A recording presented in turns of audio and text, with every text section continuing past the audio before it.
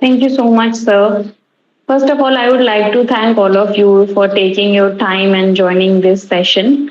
And I'm glad that I got this opportunity again. Last time I had session with sir and the other participants, I had a great time. So I am pretty much looking forward for it and excited as well, I would say. So I would like to ask, is there anyone who knows what is Gen Z or the Gen Z culture? Any idea? Any rough idea? Kuch bhi. You can reply saying yes or no.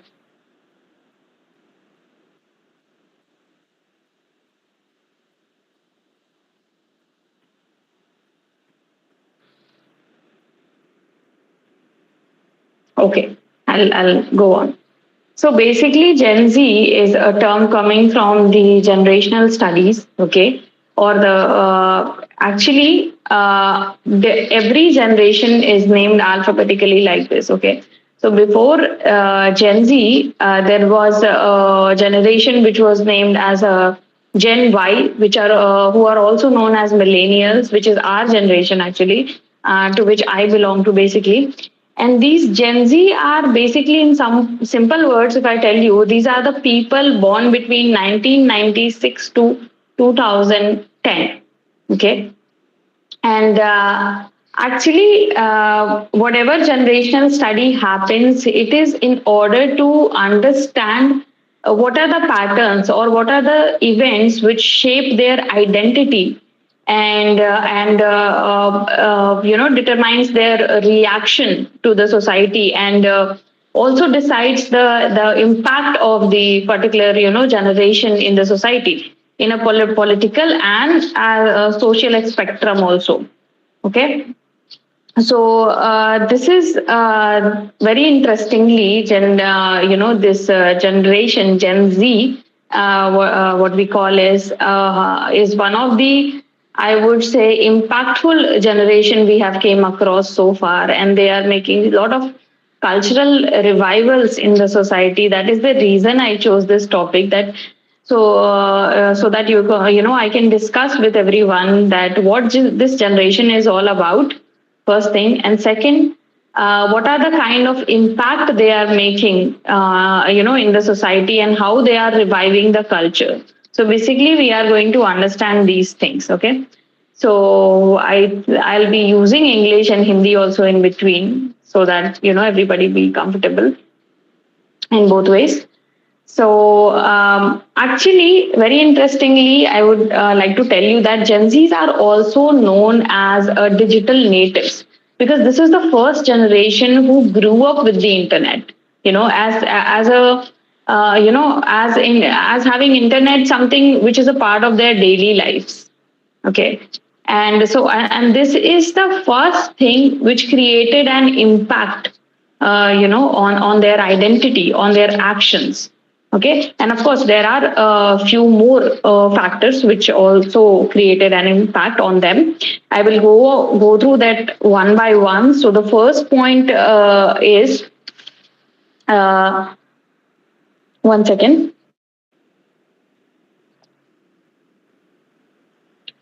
The first point I already told you, it is about them growing into a digital environment. The second point is, climate tension, or I would say, drastic climate changes or challenges. Okay. That is something they grew up and, shaped their identity. How it shaped their identity, that we will know later as we progress in this. And one more thing, which had a very upper hand in shaping Gen Z's identity, is economic pressure. Okay, economic pressure, which is increasing day by day, and that is also something which had a great impact on Gen Zs. And and now I would like to go on the factors or the elements which matters a lot in Gen Z's behavior. Okay. So far, but before that, I would like to ask, so far, is there any doubt?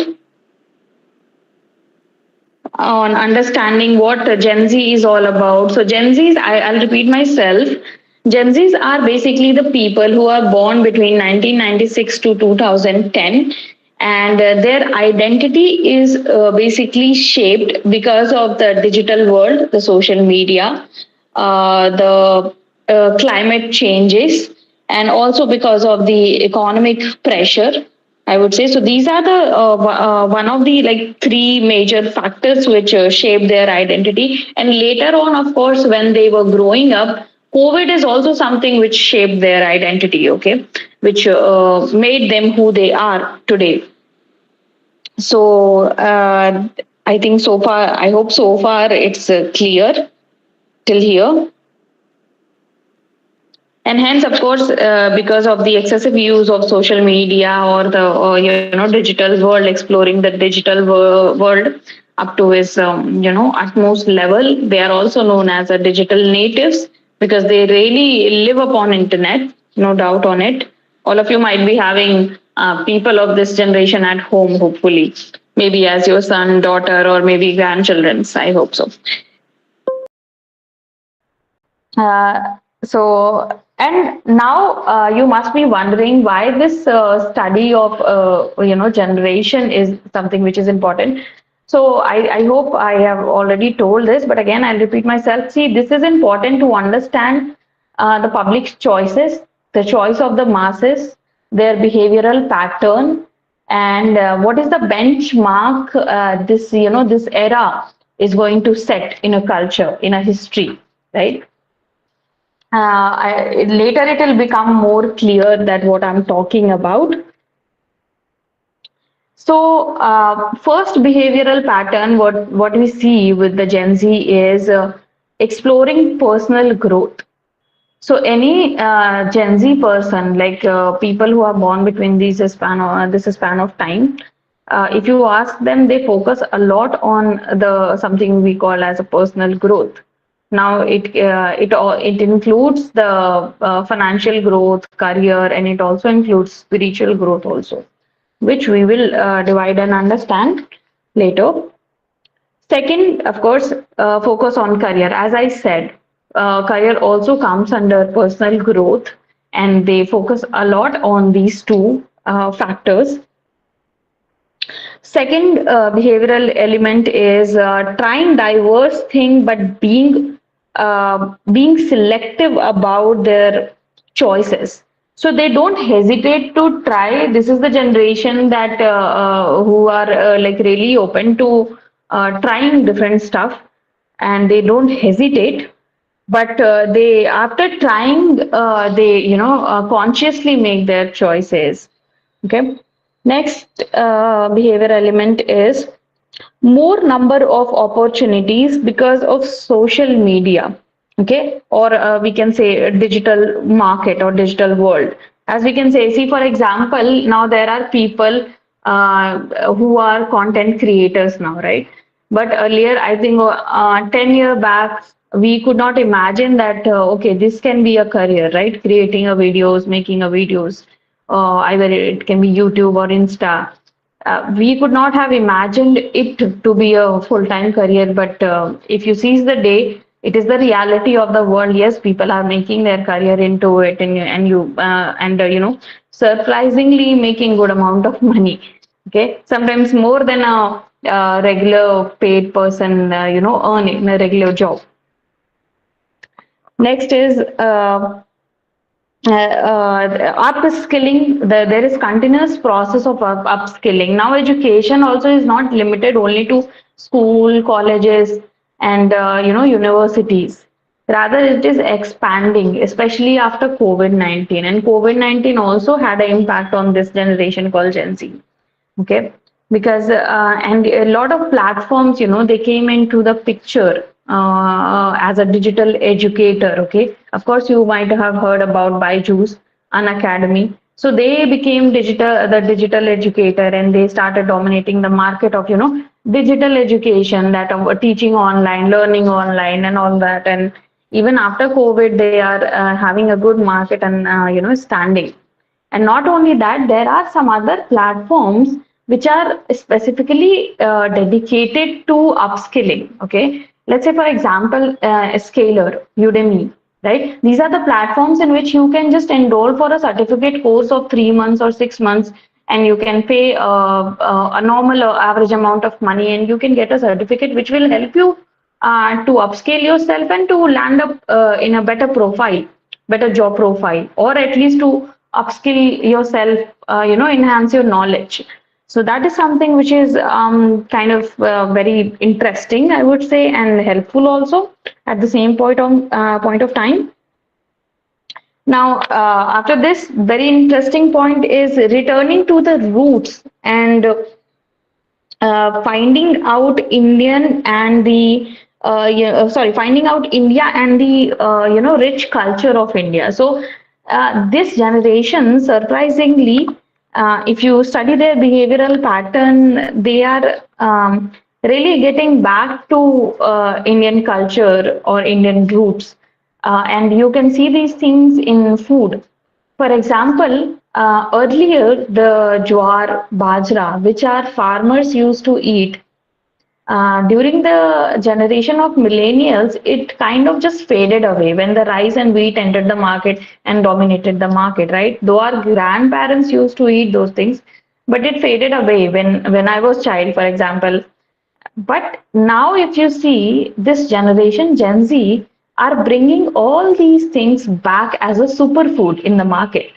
And you won't believe, but these grains are more expensive than the regular grains what we eat, right? The jowar, bajra, or nachni roti, and all that. It is coming back to the market as a superfood, which our older generation used to have.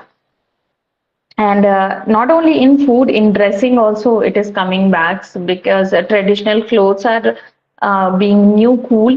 And that's the reason I have observed that colleges are celebrating traditional days or ethnic days. I myself celebrated traditional day few weeks ago, I think, in a college with my students.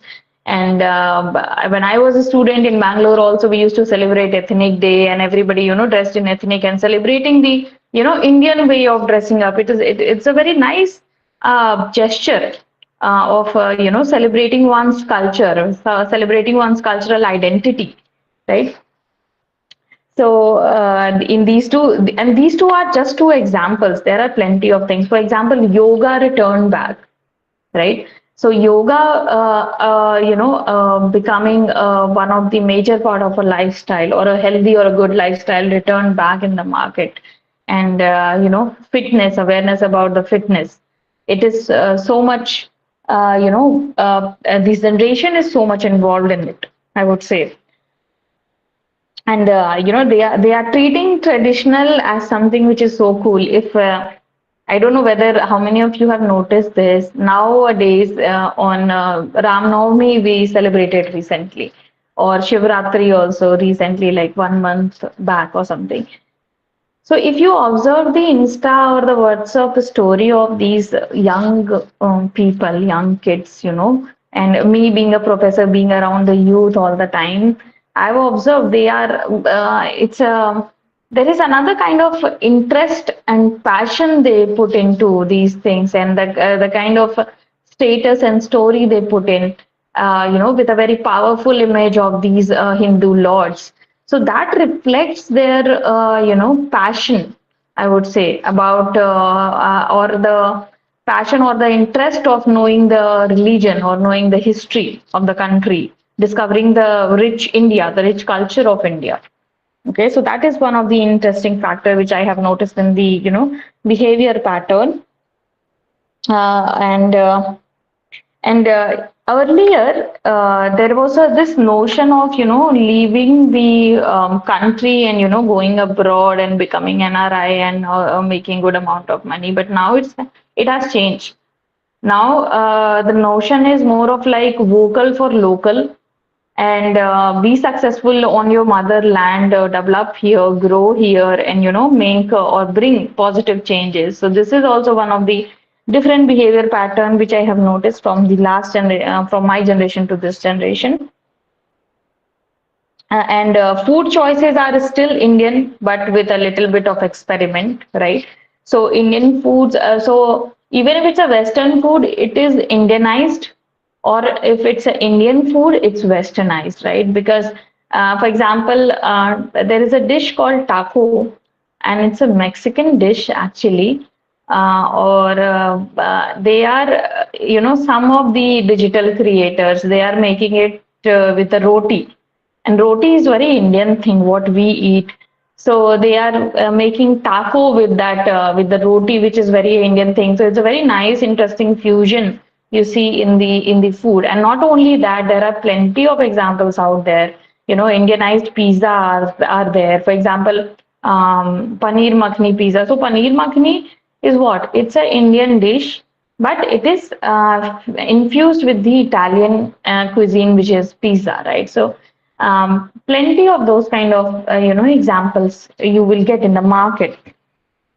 Then they also have a awareness about the history and politics. Okay, there is this notion that they perceive is whatever is being taught to them in a history, they don't believe it blindly. Okay, because there is always a different narrative, right? When I was a child, I remember whatever we were taught about, for example, Mughal kings or something in history. We just believed and we just studied that, and forgot that.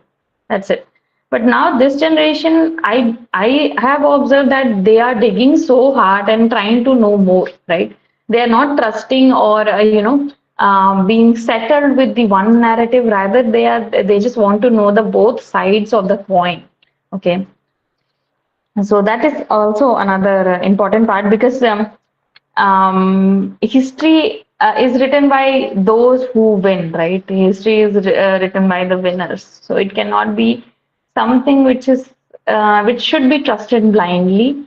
So if a generation who is going to question it, I think that it's going to be in a favor in some way or the other. Uh, next point is valuing the ancient knowledge, as I said, yoga and Ayurveda also on the other hand. So, there is this revival of yoga and Ayurveda is going on. So again, a lot of people are coming back to the natural way of living or the natural products. Okay, if I say, for example, there is this these brands who are vegan or paraben free or who are nature friendly. They are growing a lot in the market because people, these youth, the younger generation of today's India, the youth culture of today's India, they are so much inclined towards these things, that environment friendly products, because of course, as I mentioned before, that they were born in a situation where we already had a climate challenges, right? And so the moment they grow up, they understand that we got to respect the environment. Only then we will be able to survive, and that's the reason these environment friendly products are doing really well in the market. For example, Mama, for example, Himalaya, or for example, there are plenty of other cosmetics brands, or organic food brands like Oziva, and who are doing really good in the market, because these people are being so much aware about the environment concerns, and so much aware about the fact that what kind of the product they should be using or consuming for their skin or for their body. So that is something very important, and it kind of brings the social change in the market. So next point, which is important, is they are really proud of the contribution of Indians in India and within the border and outside the border also. So those the Indians who did really well, irrespective of the fact that they are NRI or they are the citizen of India, they are being celebrated. So this is another Good point. And even the unsung heroes of the history, because I already mentioned that history is being digged by these people. And by these people, I mean not only the consumers, actually the creators. Okay, for example, the filmmakers. I don't know how many of you know this film Tanaji was made, and he was a Maratha warrior. And the film, the subtitle, it says the unsung warrior, as far as I remember. So those tales, right? Those unsung heroes who did so much for the country, they are being revived. They are being, told to us again. And the Kesari film. So these films, these, they are making impact on the culture. We are not only, repeating or celebrating the heroes which we are, doing from generations or from, ages, right? Rather, we are trying to find out the unsung heroes and we are celebrating them. So again, that also creates an impact. Then they also have more awareness about the cultural and regional identity. And by that, what I mean is, again, I would give you examples of some of the films which did really well. For example, Kantara, right? So Kantara is a Kannada movie, and it basically tells you about this one lord and the ritual around the coastal area of Karnataka, right? And it's very interesting to watch. And again, it celebrates the regional culture of Karnataka, which is really mesmerizing to watch, and it gives us knowledge also, and it really makes every Indian proud of their own diversity, right? When I watched the film, I felt, oh my God, this is in my country, right? This is how rich our country is. And not only that, a lot of regional films, if you watch, and they reveal some kind of the secret of the particular region, and you will feel amazed. Okay, so Kantara also had little bit of thrill elements, and it also brings me to the another movie of from Maharashtra called Tumbad, which also talks about one of the urban legend of Maharashtra, and which is about the revolves around the god or a, yeah, Hastar. Yeah, Hastar, about him. So it's very interesting to watch that. Though I'm not a Marathi, I don't belong to Maharashtra. But when I watched that, I was like, oh my God, this is in our culture. This is in our history. So the richness, this celebrating of the regional identities and the artwork which is coming from the every regional identity is absolutely mind blowing, right? And sometimes there are reels which also these reels or YouTube shorts also, it also helps to celebrate these regional creations. For example, there was this song called Gotilo. It's in Gujarati. It comes from Gujarat again, and it also celebrates the regional, regional, I would say, um, art of Gujarat.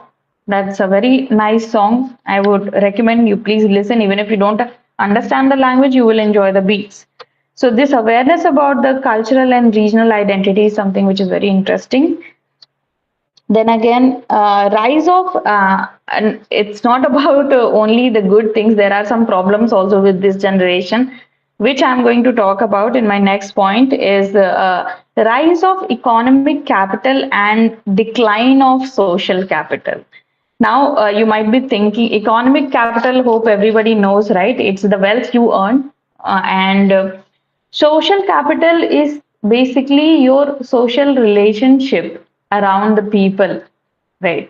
So the social fruitful connection we have, it is about that. So this generation have a lot of networking on digital front, but if you ask on personal front, they don't have even a 2% or 1% of that kind of digital, sorry, social bonding.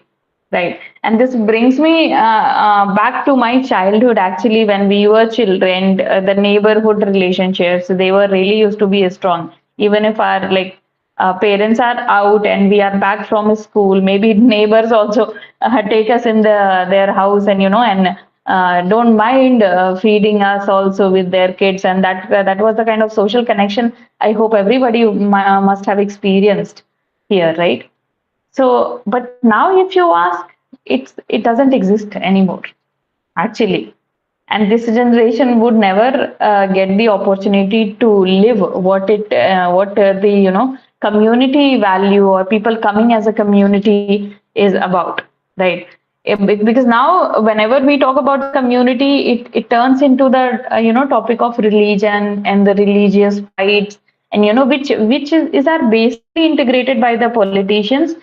But I am not talking about that. I am talking about the real social connection which we used to have in 90s, right? Or even till late 90s, we had that kind of connection with our neighborhoods, with our, within the society, celebrating every festival together, making it a point, visiting everyone's home on Diwali or Holi, and, just the, societal values that is lacking. Though their digital community is vast, but the actual social community is something which is like they haven't experienced, I would say.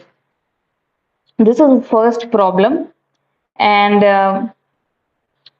this lack of social capital is something which which is a reason them being drifted towards what we say as a loneliness, right? They do feel lonely because they do feel sometimes that there is no one around.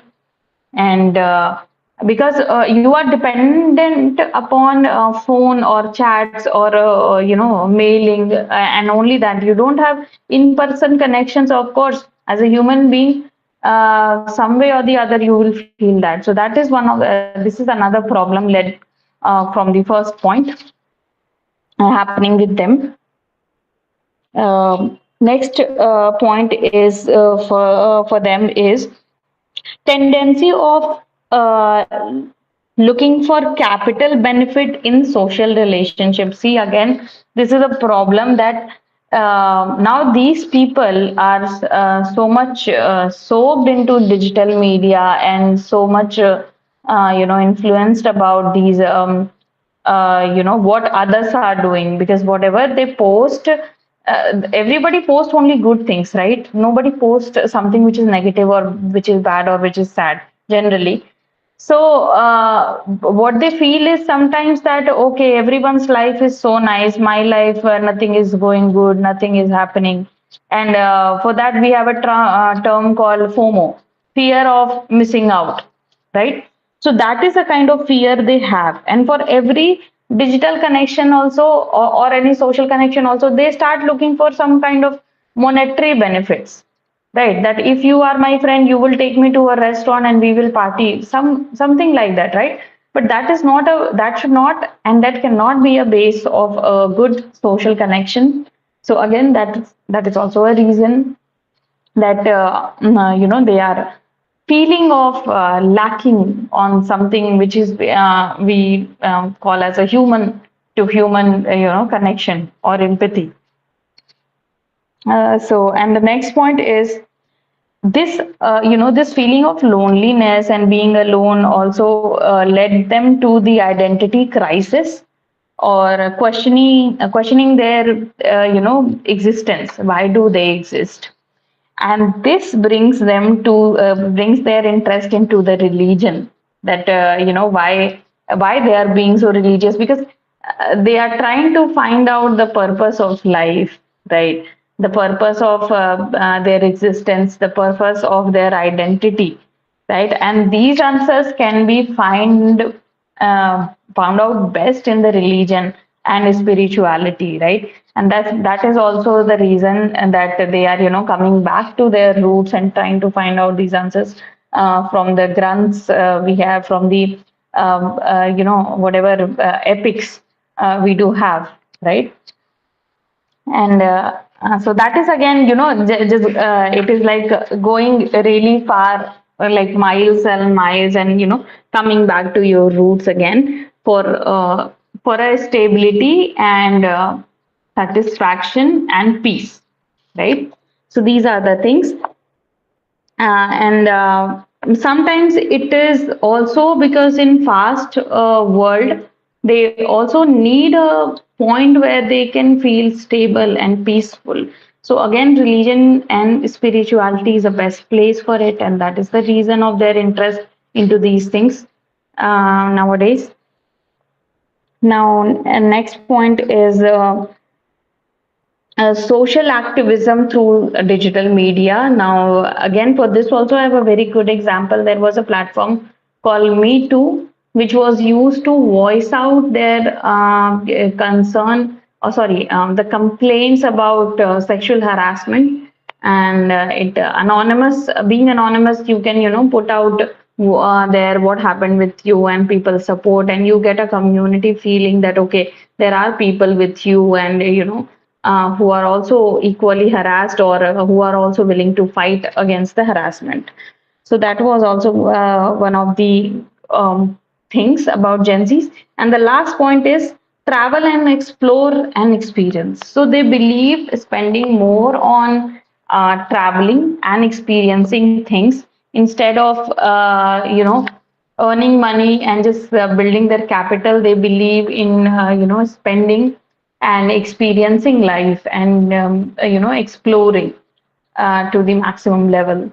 So these are the Gen Z patterns I have observed. And as I told you, the cultural revivals related to it, I told related to the religion, related to the food, related to the market. See, earlier we have never had as a women, nobody had that the customized or the wide choices in the dressing or lingerie, right? But now the companies like Zivame, Shy Away, they are celebrating every size of a woman, and accordingly they are making the product. And like that, there are a lot of brands who are making products according to the people choices, because people are being so uh, what do you say, open and particular about their choices these days. And that's the reason these brands which I took names, Zivame, Mama Earth, and all of that, they are making the customer friendly or customer preferable kind of stuff. It is not something which is imposed. So the market is run according to the customers, the more in this era, I would say, instead of being the market, the monopoly is in the hands of customers, not in the hands of the sellers, I would say.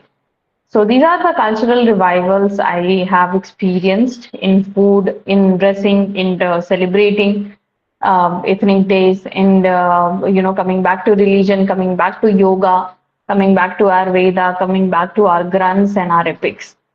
So this was the change I have observed, and this will bring a needful cultural revival, I really believe. And this is something which is going to strengthen our roots. The only thing is we have to guide these people to minimize the excessive use of digital media, or to minimize this fear of missing out on something, that to not get influenced whatever they see all the time, rather do a deep study, do a proper research, and then get influenced. Whatever you see on your screen, whatever you scroll, don't immediately get influenced out of it, right? There, you don't know what is behind the camera. So that is the thing they should be guided about, I feel. Other than that, this generation is surely one of the most interesting generations we have, witnessed so far. Okay.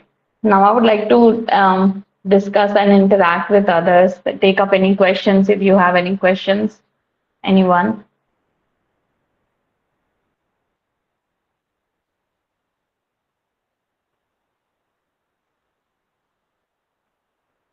Okay. Thank you so much, sir.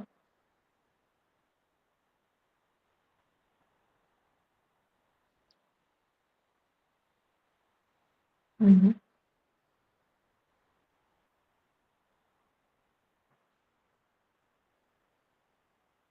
Yeah, yeah, yeah,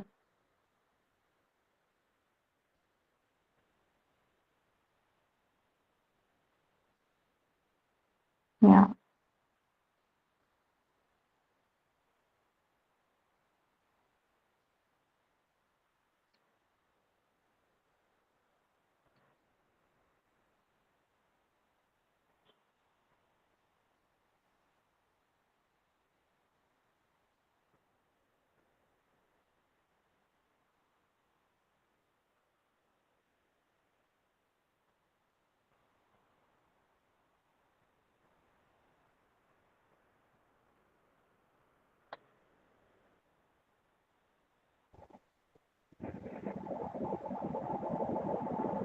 Very informative, knowledgeable, excellent. Thank you so much, sir.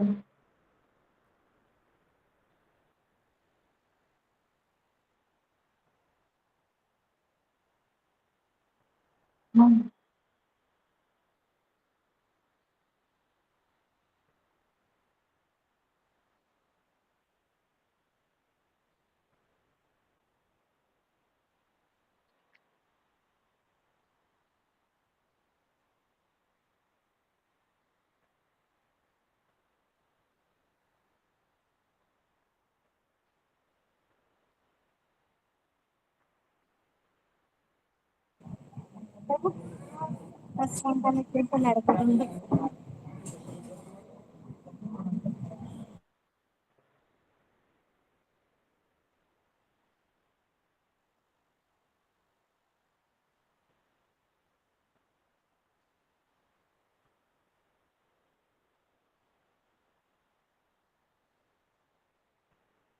Okay, thank you.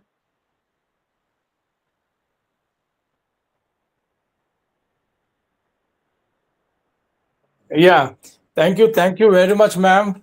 Good evening, Dr. Bedkasa, principal sir. Wonderful explanation. The thing is, to place in front, the I think that is the most ideal way you have done today, and it was a continuous flow what we can get, and it was like a song what we can hear. So really wonderful expression explanation you had done. So thank you very much. I was little busy with my patients, so I in between I just missed the link. Thank you very much. Thank you so much, sir. Yeah, sir.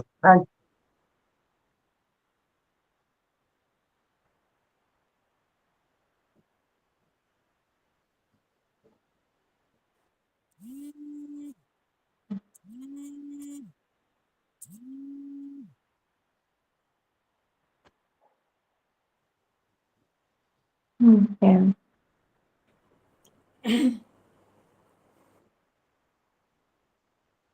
Thank you, sir. Thank you.